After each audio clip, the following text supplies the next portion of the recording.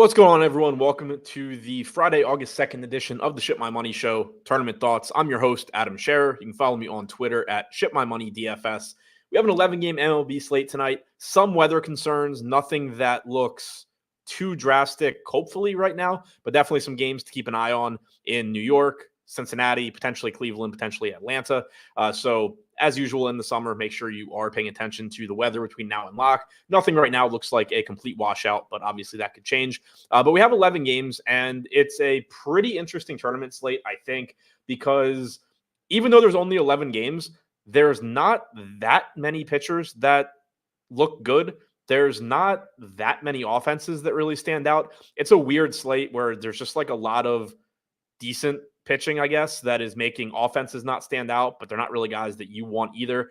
Or it's, weaker pitchers, but in parks where it's tough to hit home runs, stuff like that. So you have ownership pretty concentrated in a few spots, particularly pitching wise. You can see here Joe Ryan, Kikuchi, Snell, who was not projected to start this morning, but is starting for the Giants. Schwellenbach getting a bunch of ownership. Some bats in that like 10 to 15% range. That's pretty much the top of the ownership range for bats today. And then a lot of teams that are just pretty much across the board projected around 5% ownership that are talented and you could certainly make a case for. So I think it's a pretty interesting tournament slate. I think there are a lot of ways you can approach it. As always, I am not claiming that the way I would be approaching it right now is the right answer or how everybody should be approaching it. But I am relatively comfortable saying that it is a good way to approach it. So I do think this one's pretty wide open and should be pretty interesting to talk about. You don't have the same sort of negative correlation considerations in a lot of spots that you do on smaller slates, since there is more opportunity cost to taking those bottom of the barrel offenses. But the flip side is that you can get some pretty good offenses at low ownership. As always on this show, I'm going to walk through more so position by position, stack by stack, than game by game, and take a look at what I'm getting to, what I'm not getting to. If you have any questions, feel free to throw them in chat. Don't forget to hit the thumbs up button, subscribe to the channel, all that stuff as well helps out quite a bit. Now, starting with the pitching, I am getting to a lot of Joe Ryan. That doesn't surprise me at all. It's a really good matchup against the White Sox, and on a slate of this size, it's just going to be easy enough to find relatively low-owned bats to round out my lineups with the other, 8 non-pitcher spots and still get to Joe Ryan here. This White Sox team is has been bad all season long and just continues to be terrible. I kind of got caught up this morning when I was doing the show, looking up the White Sox numbers against right-handed pitching this year. I thought I had the wrong page pulled up, like the sample size was too small, because they have a 74 WRC plus on their active roster against right-handed pitching. That seems like a number that you shouldn't possibly be able to have, but that's in 2,177 plate appearances on their active roster. They rank 9th in strikeout percentage as well. Just a really, really bad offense. And Joe Ryan is also the best pitcher on the slate in terms of now second to Blake Snell, although Snell, obviously a limited sample this year. But Ryan, 27.2% K percentage, 3.39 xFIP, slightly edges out Snell and Kikuchi. Really, really good pitcher in a great matchup. I don't mind getting to him even at the 42% or so ownership that I have him projected for.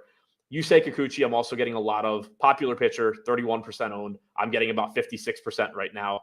8,600 is a pretty good price tag. Pretty nice strikeout matchup against Tampa Bay as well. This lineup did get weaker at the trade deadline also. They've been a team that you can target this year as far as strikeouts go anyway. And then, they lose a Rosarena, they lose Isaac Paredes. They did get Morel to replace Paredes, but this lineup is not very good today. Dylan Carlson is in there as well. But once you get past basically the 4 spot, Curtis Mead, Johnny DeLuca, Jose Siri, Caballero, Alex Jackson, not to say those guys are all terrible, but that's not really a deep lineup that you're overly concerned about. And Kikuchi has the 3rd highest strikeout percentage on the slate this year at 26%, 3.42 xFIP. Really the only cases I think that I could make against doing what I'm doing with Ryan and Kikuchi is that we are talking about, large field tournaments here, and there is something to be said for just how many lineups are going to have these guys. But I still think that I'm getting low enough owned lineups elsewhere that just taking the projection on them is going to look pretty good. Randy Vasquez, I hate this one. I kind of thought it was going to happen, but I absolutely hate it. He is pretty clearly the best projected point per dollar guy as far as the cheap pitchers go. but he's also really bad. He's only projected for about 14% ownership, though, and I think that's what's kind of driving me towards him.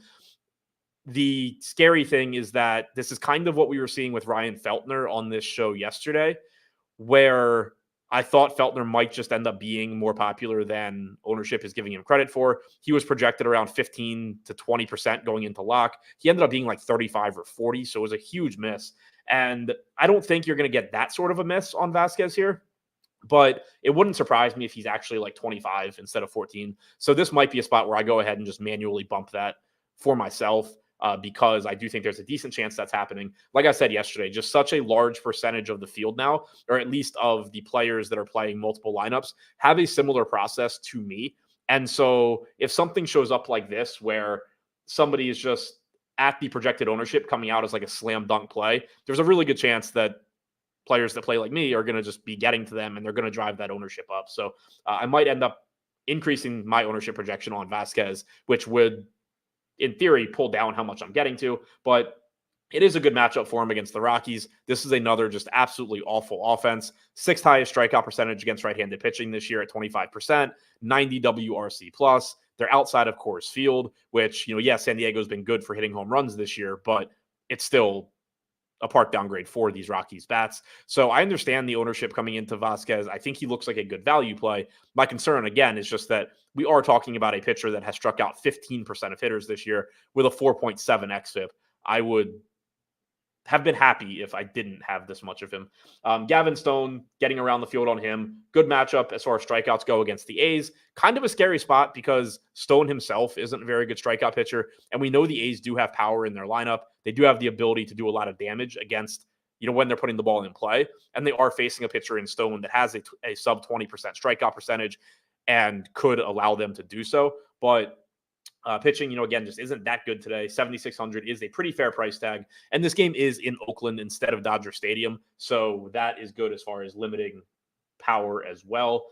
Blake Snell, I would like to be getting more, honestly. I was kind of surprised I only got 10%, given that I'm getting so much Kikuchi and so much Ryan, and that they're actually projected for more ownership. Snell, from a range of outcome standpoint, is pretty much the same as those guys. It's a pretty good matchup for him. The Reds, not a great offense. They will have De La Cruz hitting from the right side, which is his weaker side. Snell, obviously a really good pitcher. It's not a good park to pitch in, but I'm not really sure what the driving factor is for why I'm getting so much less Snell than these other two. I think ideally I would really prefer that to balance out, but if the slate we're starting right now, that's how it would be looking for me. And then only getting a little bit of Schwellenbach, which I think is interesting in that he has a really good matchup against Miami as far as they are a weak offense. They're not a great strikeout matchup. They're not bad, but middle of the pack in strikeout rate against right-handed pitching this year. They have a lot of below average hitters that are just aggressive and put the ball in play early in counts. That's good for working deep into games, obviously, efficiency-wise. It's not great for getting strikeouts. Schwellenbach is getting quite a bit of ownership. He is relatively expensive. But he has also been very good this year. 25.5% K percentage, 3.47 xFIP. So when I look at my pitching today, Vasquez is kind of his own thing because of how cheap he is. Ideally, I would just not be getting as much of him, and I'd be getting more Snell and more Schwellenbach. But obviously, that would sacrifice some of the bats that I'm getting to. When we look at Ryan, Kikuchi, Snell, and Schwellenbach, I ended up being more balanced. I really wouldn't mind that at all because I do think that they are all four good plays. I'm not looking at any of them and saying, I don't like this guy. I'm glad the field is playing them, or I feel comfortable not playing them. So I wouldn't mind it if that just became a little bit more balanced. That being said, I'm obviously not going to be upset if I do just take a stand on Joe Ryan and Kikuchi. I do think they are clearly two of the better pitchers on the slate. Kevin Gausman, the only other pitcher that I would be getting to in 50 lineups. Pretty much just somebody that is probably being fit into lineups where maybe I have more popular bats and I'm taking on some additional risk in a really tough spot against the Yankees and just hoping that we get a good strikeout game from Gausman. Obviously, he has the talent, though his strikeout percentage is down this year to 23%, still 3.87 xFIP. I think that somebody like Gausman does become a little bit more viable the larger the fields get too. So the fact that this is like an $8 tournament instead of the $18 and the field is basically twice as big, taking shots on these lower owned guys like Gausman does become at least a stronger argument, I think. Although, as we can see, I'm still getting to pretty popular pitching across the board. As far as popular pitchers that I'm not getting to at all, I don't have any Tyler Phillips. That doesn't surprise me. He, in the show this morning, graded out as going over owned for me. Now, that could mean that the inverse is happening with him as Vasquez, where ownership projections are in this like 10 to 15% range, and he's actually going to be like 7 because multi-entry players realize that he's going over owned. But at 8,400, it's just really difficult for me to justify getting to him on a slate where we do have these other pitchers in his price range that have legitimate strikeout stuff. This isn't somebody that projects to be a very good strikeout pitcher. He does have a pretty good strikeout matchup against Seattle, and he is in a great spot, a great park rather. Seattle isn't going to strike out at the same rate going forward that they have to date, though. They did, make changes at the deadline. You have a Arozarena in this lineup now. Ty France is gone. Their active roster is still top 10 in strikeout percentage, but it's not as high as it was. You added Justin Turner as well. So it is still a good spot, but the price tag has really just climbed on Tyler Phillips because he's done well in a small sample when he's not a pitcher that projects to be that good, especially from a strikeout standpoint in the major leagues. Shane Baz getting a little bit of ownership. I think he's the natural pivot to Vasquez. The matchup for Shane Baz is much, much, much more difficult than Vasquez's. You're talking about the Astros instead of the Rockies. You don't really get a bigger discrepancy than that. But Shane Baz is actually talented, legitimate arm talent, good stuff, can get strikeouts if he's on top of his game against anybody. So if you did need to pay down for an SP2, but you didn't want to take on whatever ownership Vasquez is going to end up getting, I think Baz is the guy that I would look to. But again, it is a really tough matchup against Houston. Now, flipping over to look at the stacks that I'm getting to, because that obviously is going to also influence who I'm getting to at individual positions. Atlanta showing up a ton for me in terms of all stacks and 5-mans. They're my most used 5-man. They're my most used 2-man. Not getting as much 3-mans. Not getting to them in 4-mans, but they're my most used stack. I think that's fine. One thing I don't like is that they're not generating any negative correlation because Miami's pitcher is not in the player pool. So like literally zero negative correlation with the field. Obviously, if you're talking about guys that are 5% owned, you're not getting a lot, but at least there's still some. There's none with this guy, so that's a negative. But other than that, it is a good spot. It's a perfectly fine place to hit in Atlanta. They have a relatively high implied run total. The pitcher for Miami, Beloso, doesn't look very good. Projects for like a 4.5 FIP in the major leagues. Projects for a sub 20% strikeout percentage. The Braves are reasonably priced when you're considering the bottom of their lineup and using them for value as well. They do have power still. They have some speed. So I'm perfectly fine with Atlanta. The only negative I have there is, what I mentioned as far as you're not getting any sort of negative correlation, which is something that is nice to get in large field tournaments. Yankees are showing up for me. Mets are showing up. So we kind of have this tier at the top with those teams. The Mets are my second most used 5-man. The Yankees drop off a bit. So I'm probably using the Yankees more.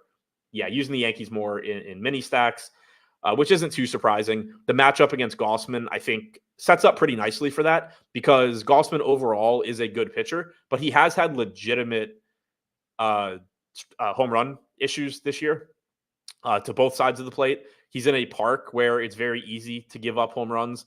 And also, the Yankees don't exactly have the deepest lineup, although it did certainly get better with Jazz Chisholm at the deadline. But, this is a team where if you look at their overall offensive numbers, they're a really good offense, but a ton of that is driven by Juan Soto and Aaron Judge. Stanton has power, Chisholm has power, but it's not like it's the deepest, most appealing 5-man stack. So I think that combined with the matchup against Gausman, where it's really easy to envision and relatively likely that this is what happens, that Gausman gives up, 3 home runs or something. But other than that is pretty good. That's kind of how he pitches these days. So the Yankees as a mini stack, I think makes a lot of sense in that regard. The Mets look good for me. Nice park upgrade for them going into Anaheim. Tyler Anderson is a pitcher that can be really frustrating to pick on. He does have a good changeup that can mitigate power against right-handed hitters, but he doesn't have a large margin for error. His stuff isn't very good. If he's missing his spots, he's going to get hit hard. And we do have a lot of power in this Mets lineup that is probably just a little bit underpriced to be playing in Anaheim. Like if the Mets hitters played half of their games in Anaheim, they would just be more expensive because they would hit more home runs in general. So I like getting to them. Then you get kind of this mid-tier of other teams. Toronto on the other side of the game in New York. They are fairly priced. Stroman hasn't been very good this year, not only from a strikeout standpoint, which is pretty normal, but also from just a preventing run standpoint, about a 4.75 xFIP for Stroman. So I do like that you get some value on Toronto. Also, obviously, guys like Vlad Guerrero are going to look good, assuming that he's in the lineup. I hadn't actually looked, but yeah, he is. You have Loperfido hitting second, so that's a nice value bat from the left side in Yankee Stadium. Spencer Horwitz, I mentioned this morning, one of the best hitters at AAA this year when he was down there. He is a little bit older, so it's not like he's a super highly regarded prospect or anything, but he's hitting cleanup. He's affordable. He's in Yankee Stadium. So Toronto makes some sense to me. San Francisco getting the nice park upgrade in Cincinnati. So you kind of see that trend here with the Mets, with Toronto, with San Francisco, all teams getting park upgrades for home runs. Seattle in Seattle, not a particularly appealing spot, but you do negatively correlate with a somewhat popular pitcher that I'm not getting to. So I don't mind that. The Dodgers, if you can get to them, look pretty good. Again, not a good park for hitting home runs. So this goes back to what I was saying at the top of the show, where like I would love the Dodgers if this game were in Dodger Stadium. With it being in Oakland, they still look good, just not as good. So getting, these teams at the top the most. As far as five mans, Atlanta, the Mets, Toronto, getting to some Miami, which is really disgusting, but it does negatively correlate with Schwellenbach. You are getting a park upgrade for their hitters, and you're going to be able to play whatever you want around them. So you're going to get some really high upside teams where you're in a situation where, like, if Miami does well, Sanchez, Stowers, Berger, these cheap bats that do actually still have some power, if those guys do well, you're just going to have the best pitching, the best one-offs, or the best mini stacks around them. So you do still get some upside there. So now I'll move over to position by position, but going to try and catch up on chat first. When I get the stacks, Steven said, when you get the stacks, I like the Giants. Not sure how the field is. Stadium upgrade and a real good WRC plus for lefties this year. Yeah, Andrew Abbott's also been very bad this season. So I think I mentioned San Francisco. Yeah, San Francisco showing up in the top 5 for me. Andrew Abbott is taking like a really big step back this year too. I haven't dug into why that is, but he's only struck out 18% of hitters, 5.05 xFIP, 1.5 home runs per 9. Nice park upgrade for the Giants. You do have some pinch hit risk here. They are a team that platoons pretty heavily, but they did trade Austin Slater at the deadline. Well, they had traded him to Cincinnati previously. Now he's with the Orioles. The Reds traded him at the deadline. They don't have quite as much platoon ability, I guess we'll call it, now as they did, I don't think.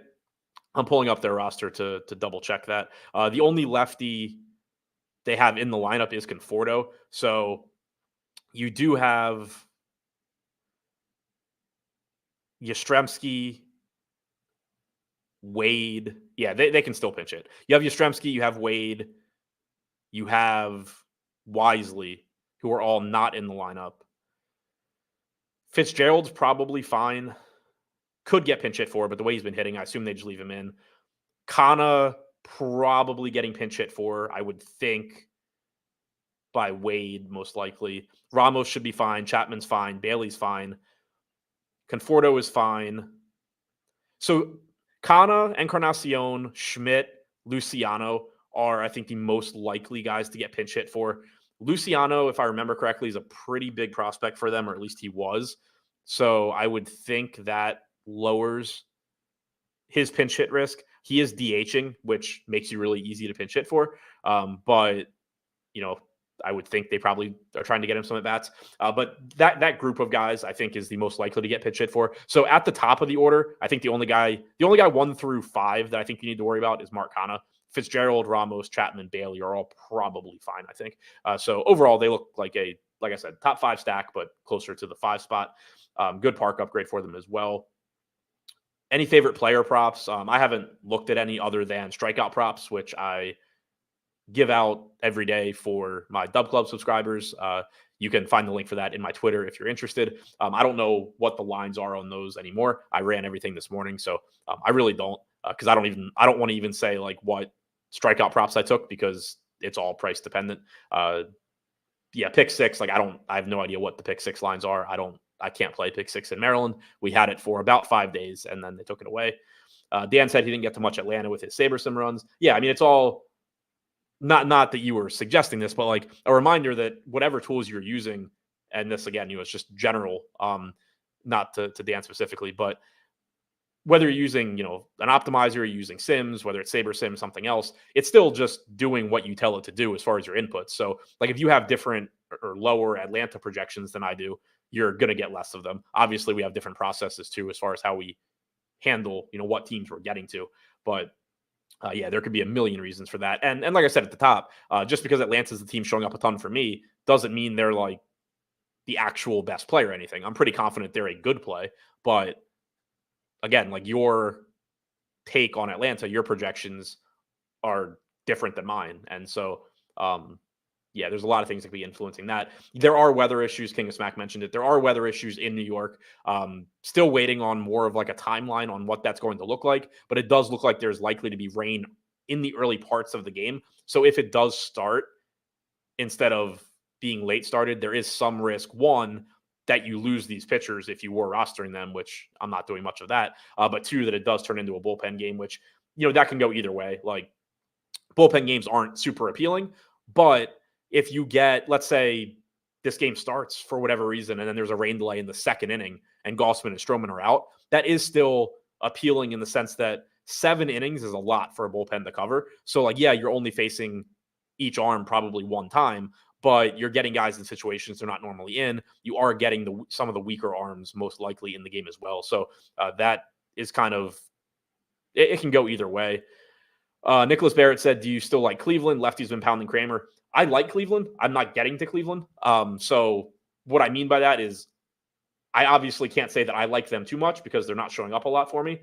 But if you could find a way to get them where you're getting lineups that you like, I do think it's a good spot. So I'm obviously prioritizing other stuff ahead of them, but Kramer has struggled with lefties a lot this year. The home runs for left-handed hitters in this park have been amazing this year. So all of that looks good. I think the reason I'm not getting them is just probably a pricing thing. That's why they're not very popular either. I am also kind of surprised the implied run total is just not higher for them. But yeah, so I guess kind of a weird way to, it's one of those that's weird to answer. Like there are some teams where people are like, oh, do you like this team? And I'm like, no, I'm glad that I'm not getting to them. If Cleveland were up here for me at low ownership, I'd be really happy. It just isn't working out for me like that. Dan said, can I ask what you use for min uniques? I don't use uniques. I don't really need to because of my process. If you're interested in my process, Endgame Syndicate, link in the description below. I have a video series out there showing exactly what I do using SaberSim, since that's what I use, but talking about my thought process also on, how I would be attacking whatever tools people are using. So I have all of that laid out there, but I don't need to use min uniques because I just have things to take care of it naturally in my lineup building process. Giants also don't have Kana or Encarnacion in the player pool. So hadn't noticed that because I hadn't actually looked at what Giants I was getting to. So that, one, lowers some of your pinch hit risk, but it also does make the stack a little annoying. Yeah, so I guess that would be why I'm only stacking 5 guys from the Giants pretty much. That's not ideal. Probably would have more of them if they were in the player pool. Olsen and Arcia hitting well. Yeah. Somebody said weather's improved in New York. That would be good. So now I'm caught up on chat. I think I'm going to start going through position by position now. Obviously, for the most part, I'll be getting to the hitters that are from whatever stacks I'm getting to, Sean Murphy, but some other spots will probably stand out as well. So I am getting to a lot of Murphy, projected for 8% ownership. Perfectly reasonable ownership number there, and just positively correlates with other bats that I assume I'm going to be getting to a lot of as well. The top of this Atlanta order, Murphy, not the same level of power hitter maybe that he was earlier in his career and that it looked like he was going to develop into, but still, still just it's catcher. The opportunity cost isn't that high, and he positively correlates with guys that I'm playing. Still, since the start of last season, a 240 expected ISO against right-handed hitters, or against right-handed pitchers, rather. So far this season for Murphy, 236. So he's actually been pretty unlucky. 165 actual ISO, 236 expected. Cheap price tag for that kind of upside. Austin Wells showing up a good amount for me. He's batting cleanup. He's in Yankee Stadium. Yeah, the matchup with Gossman isn't great as far as Gossman's still a good pitcher, but I already mentioned it. Gossman gives up a lot of power. This park obviously plays up left-handed power as well. Patrick Bailey looks good. Switch hitter, no real pinch hit risk. Good defender, so also no real pinch hit risk. Good park for him. Logan O'Hoppe, Cal Raleigh. Don't have that lineup, or at least we didn't when I crunched everything, but pretty much in line with the field on O'Hoppe. A little over the field, or like 2x the field on Raleigh. I do think Raleigh's an interesting play just because he does have so much power, and Phillips is somebody that doesn't project to miss a lot of bats. So you're just getting one of the best raw power hitting catchers in Raleigh. Like, yeah, the park sucks, but he's priced for that because he does play his home games there. If he played in a hitter-friendly park, he would be a more expensive catcher in general. So I do like getting there. A little bit of negative correlation without necessarily full stacking Seattle either. Then getting, small amounts of a bunch of other guys. As far as popular bats that I'm not getting to, guessing that Alejandro Kirk is not actually in the lineup. Yeah, he's not. So that can be ignored. My ownership projection had him, or maybe Saber Sims has him. I'm not sure. So other than that, doesn't look like I have any huge fades on popular catchers. Not quite getting the Campusano or Connor Wong, but nothing too crazy there. At first base, I assume I'm going to have a lot of Matt Olson. Not as much as I expected, but 20% Shohei Ohtani, 12% Pete Alonso, 10% Matt Olson. That all sounds great to me. Obviously, a ton of power up here at the top at first base.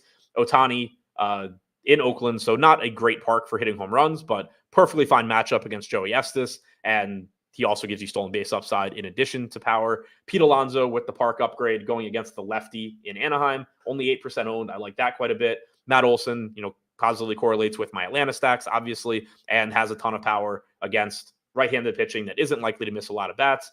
JD Martinez against the lefty in Anaheim. I like that one too. And then kind of just, pretty spread out on other first basemen, Berger, Bride, Harper, Guerrero. Any of those guys, seem fine. I'm about half the field on Guerrero, but clearly I think he is a good play here against Stroman. I'm about half the field on Shanwell. I'm under the field on Kevin Biggio. We don't have that lineup yet, but he does have pinch hit risk if he is in it, especially assuming that we have right-handed bats on the bench for the Dodgers. So I don't mind, especially in Oakland, not getting to like a 7-8% owned Biggio and just kind of going elsewhere. I could also have him at third base. That is possible, but at least at first base, I don't have him too much. Julian said, I need more Josh Naylor. Yeah, the Guardians, I would say, looking at the teams that I have right now, the Guardians, the Orioles, basically the Cleveland game and the Texas game are like the two scariest to me, I think, because I wasn't getting to any of those teams, if I remember correctly. And I do think that they all have legitimate upside. Like, you have Baltimore against Carrasco in this park that plays up home runs. You have Cleveland against Kramer. And then you have Texas, which plays up home runs. And Crawford, who does give up some power. Urania for Texas. And I'm just not getting to any of those four teams. I think that those are the four scariest to me that I don't have. Stephen Leibowitz just said, don't they have a good implied run total? Kind of. Like, it's around 5, which relative to the Red Sox is pretty normal. It's a good park for hitting. Urania really doesn't give up a ton of power, but he is still not a particularly good pitcher overall. But they are the guys that I would want to get to, at least, are relatively expensive. They're priced up. So I think it's, again, the pricing just kind of knocking me off them a little bit. And then maybe they're getting ownership too. I haven't noticed, but that could be an issue. Also, doing the Brooks Baldwin thing again, it appears getting to him in 18% of the lineups I'd be playing. He's projected for 4% ownership. He's hitting second. He does have stolen base upside, which is nice if you're going to punt the position. He's, that's pretty much all I can say about him. He doesn't have a good matchup against Joe Ryan as far as Ryan's a good pitcher. Ryan has been below average at preventing stolen bases, so that's good. If Baldwin gets on, he is likely to run. There's really no reason for him not to. So that's nice, but mostly this is just punting second base so that I can pay up elsewhere. Whit Merrifield basically doing the same thing. He's batting ninth, gives you some stolen base upside. Obviously, batting ninth isn't ideal, and he's not great, but he is cheap. Jorge Polanco may or may not be in the lineup, but if he is, he's probably hitting in the middle of the order. Good price tag.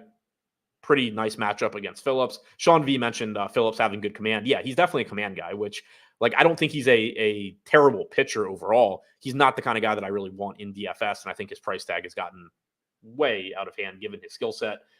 Getting, kind of mixing and matching with Schneider, Morel, Lopez, Drury, Lux, all these guys look fine. I am under the field on Lux. He's getting some ownership. Bogart's getting some ownership. San Diego seems like a team right now, and this was the case this morning as well, that I think there's nothing wrong with them other than their ownership just seems higher than it should be from a range of outcome standpoint. I think I mentioned them in Minnesota both, where they look good. Like Xander Bogaerts looks good at second base. The Padres against Gomber looks perfectly fine. They just look very similar to a lot of other teams. So I think that ownership should be flatter, whereas you have teams like Minnesota and San Diego kind of pulling away ownership wise. On a slate of this size, I'm going to typically just not get as much. Willie Castro, you can see here as well. Same kind of thing. Projected for like 12% ownership. I think he's a good play, point per dollar wise, all of that, good matchup. But not that much better than a bunch of other guys that you can get to that are lower owned. So I'm not getting as much of him either. Going to third base, hopefully getting to my boy Kobe Mayo, but I'm around the field, so I can live with that. Getting a lot of Austin Riley. He's driving a lot of these Brave stacks. 5K at third base. Clearly huge power upside. Only about 8% owned. I'm around 3x that. I'm getting to a lot of Matt Chapman. I do like that. Nice park upgrade for Chapman. Going up against Abbott, who, like I said, has really struggled this year, isn't getting strikeouts like he used to, does give up a ton of power. So all of that looks really good for him. I am getting to Royce Lewis, who somehow is not getting as much ownership as other guys on Minnesota. I guess it's a price thing, but he's really good. And obviously when he's in, he's somebody that you want to get to. So I am paying up at third base, whereas I was saving some money at second base. Mark Vientos, assuming he's in the lineup, I like that. Don't really know why he's only 6% owned, but it's a pretty good spot for him in that park against Tyler Anderson. So really happy with what I'm getting to at third base. Washes the taste out of my mouth where I'm punting with Baldwin all the time. Kobe Mayo batting 8th, 2K flat. I mean, this is just, he's going to get some ownership because he should. Where he's batting in the order will limit it a bit. But this is a legitimate, one of the best home run upside, prospects in baseball at the minimum salary. Kind of like I was saying with Baldwin, where like he's not the best hitter, but at least you're getting some upside that you can't usually get from minimum salary guys because he steals bases. Mayo is a legitimate hitter that is just not a $2,000 hitter.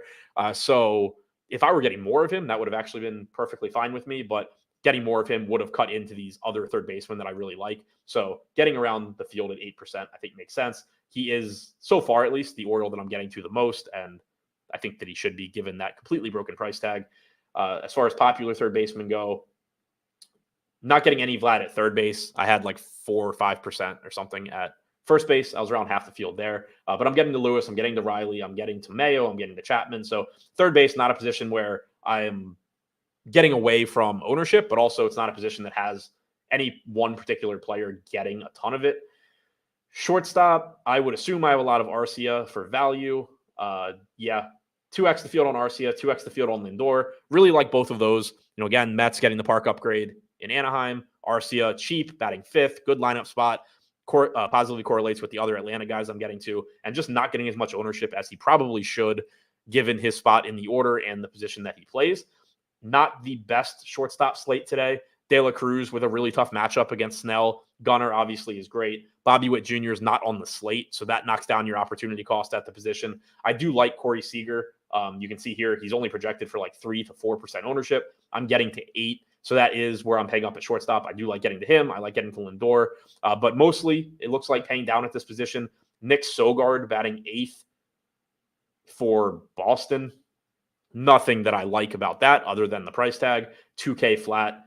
Leo Jimenez, same kind of thing. Not getting much ownership, and he's really cheap. So kind of like yo-yoing here where I'm paying up at first base, down at second base, up at third, mostly down at short with the exception of getting to Lindor and getting to Seager. So perfectly fine with all of that. And then in the outfield, Shohei Ohtani, my highest owned guy in the outfield. So I guess I'm getting a lot of him. 24% in the outfield, 20% at first base. So 44% Ohtani, I assume is my highest owned hitter. Yeah, he's the only guy I have above 30%. Obviously, I don't have any problems with that. That does also explain why I have so much Vasquez. And that is also something to keep in mind where I've talked about it a lot before, but whenever you're watching a show like this, or you're listening to anybody talk about their player exposures, or you go and look at a previous slate and look at somebody's player exposures, keep in mind that everything works hand in hand. Also, if in my final build, I were to lose Vasquez, like for example, if I decide that instead of projecting him for 15% ownership, I'm going to project 25, and that causes me to lose him, I'm probably also going to be losing Shohei Ohtani.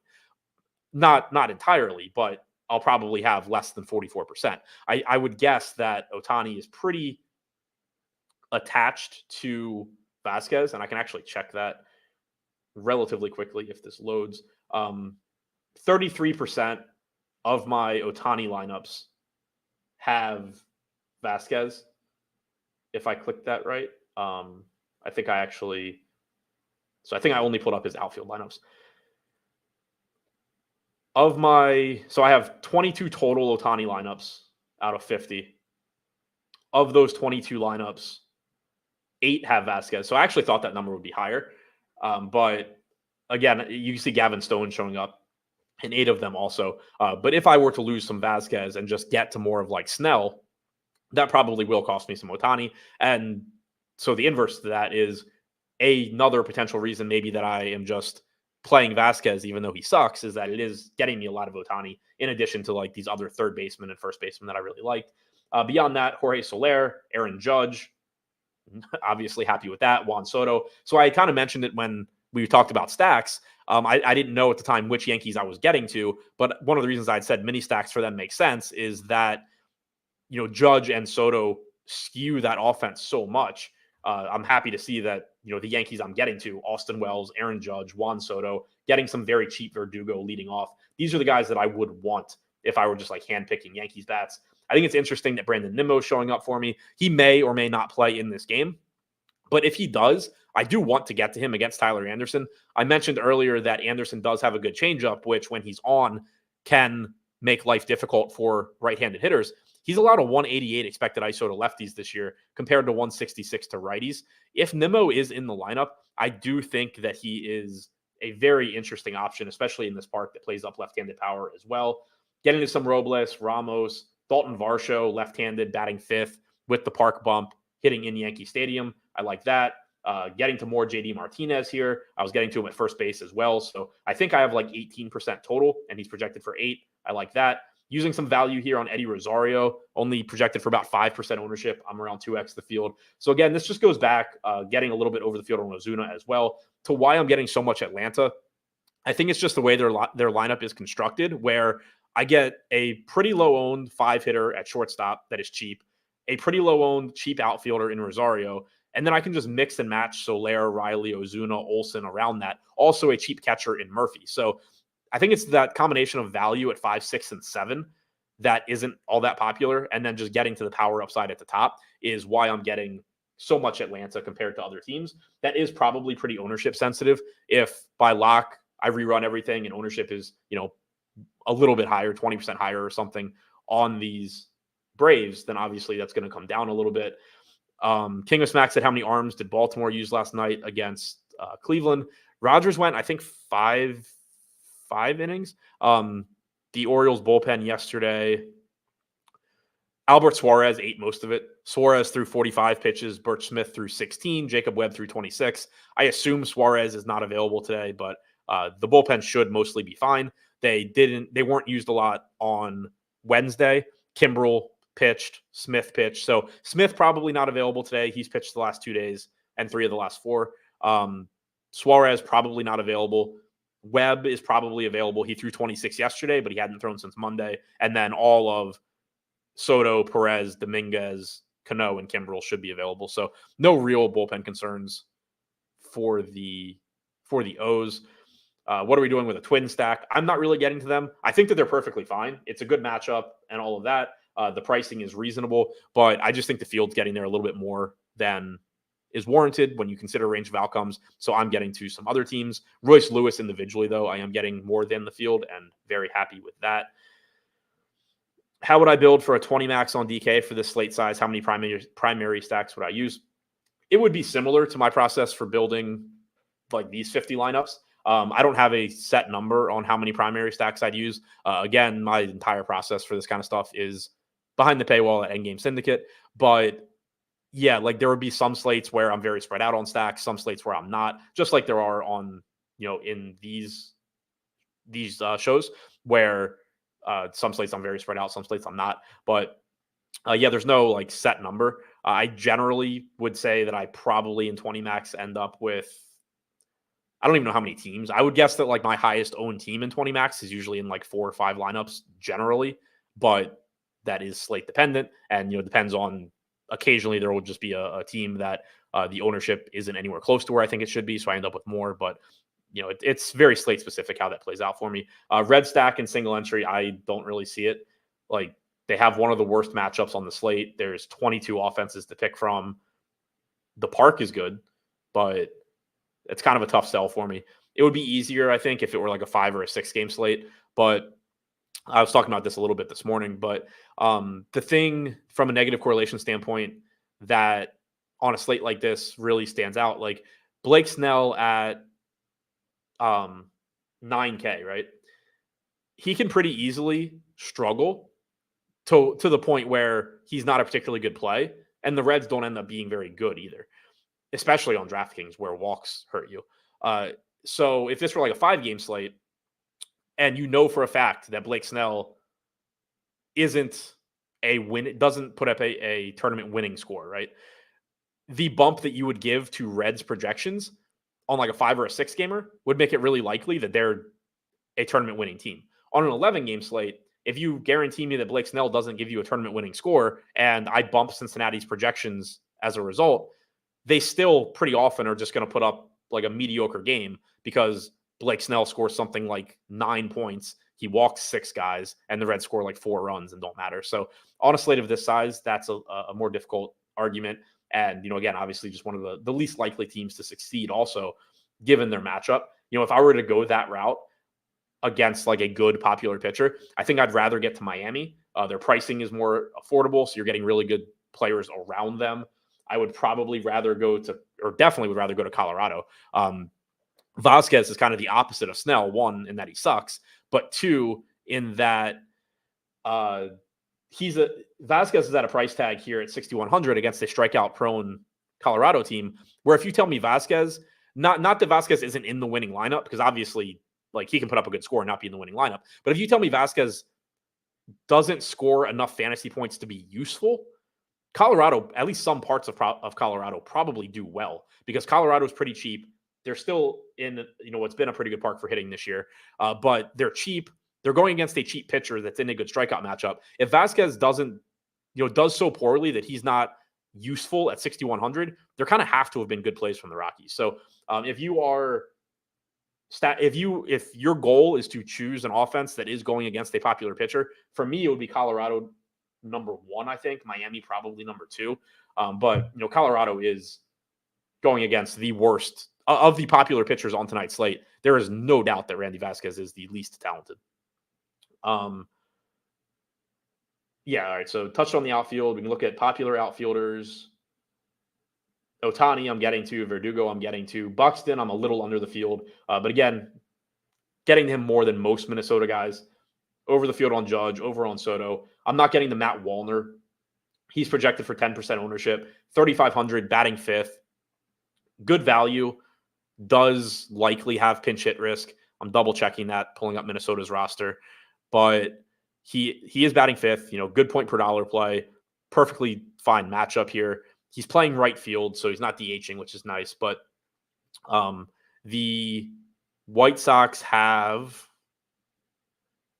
3 left-handed relievers that should all be available today. The Twins have, I'm trying to remember who's in the line. So they have Manny Margot, who is not in the lineup. They have Austin Martin, who is not in the lineup. Both of them right-handed. Both of them can play the outfield. Miranda's in the lineup, so he's not pinch hitting for anybody. Lee is in the lineup, so he's not pinch hitting for anybody. But yeah, so you have pinch hit risk from Margot and Martin. And when you look at Minnesota's lineup, Larnach has pinch hit risk. Wallner has pinch hit risk. Those are the only lefties getting the start. So decent or good chance that if Chicago does match up, those guys are coming out of the game. Again, that doesn't mean that they're bad plays, but at ownership, I don't really want to take on that pinch hit risk. Pretty much getting to the other popular outfielders, getting to 8% Cowser, I'm under the field on Santander, which sucks. I would like to have more of him, but is what it is. Can't play them all. Not getting to Duran, not getting to Yoshida. Again, I think Boston looks good. I think it's just that, I'm getting to other teams a little bit easier than I'm getting to them. Who's the best pitcher for today? In my opinion, Joe Ryan. Best matchup and arguably the best pitcher. He is getting the most ownership, so you can definitely make that case for going elsewhere, but it's not really getting me away from him right now. King of Smack said Cleveland, Baltimore, Atlanta, Boston, Texas in that order for him. I hope that doesn't work out for you other than Atlanta. I don't even disagree as far as I really like all 5 of those teams. I'm just having difficulty getting to 4 of them. Atlanta, obviously, I'm not having difficulty getting to.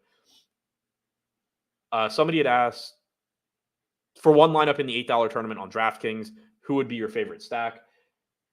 My guess is Atlanta. I don't have an easy way of figuring that out. But my guess is Atlanta just because of how much Atlanta I have. So to recap, I'm getting to a ton of Atlanta right now, getting to a lot of the Yankees, mostly as mini stacks, getting to a lot of the Mets, and then kind of the next tier for me, Toronto, San Francisco, Seattle, Dodgers. San Francisco would look better if their 2 and 6 hitters were playable. So you do run into the issue with San Francisco where not only are you just running the risk of they do well and it's because of guys you couldn't play, but it does just also become you're kind of competing with yourself more than normal because there's only so many ways that you can go. Rod said in one lineup in the $8, you should try to parlay home runs. That's actually not the worst idea either. Just given that, you're playing like a 40,000 entry field and it's not the worst idea.